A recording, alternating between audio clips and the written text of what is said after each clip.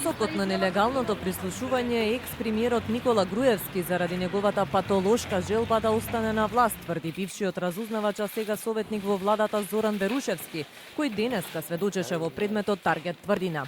Одбраната се откажа од прашања, а дополнителни прашања му поставуваа обвинителите. Според Берушевски, поранешниот премиер, сега азилант во Унгарија Никола Груевски, треба да биде прво обвинет во овој случај, а тоа што Груевски не е присутен во судницата, според Берушевски, е пропуст на специјалното јавно обвинителство. Берушевски ги посочи екс-началникот на петата управа Горан Груевски, како и Никола Бошковски, како виновни за нелегалното прислушување, а кои исто така се во бегство. СЈ во овој предмет направи круцијално поместување на лицето кое требаше да биде прво обвинато, а сега е во бегство во Унгарија.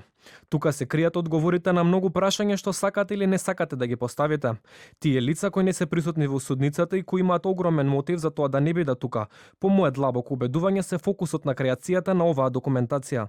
Според Верушевски, тројцата бегалци однеле со себе многу поголема документација отколку што специјалното јавно обвинителство поседува, а материјалите ги користат за да обезбедат повластен статус во земјите каде што се бегалци.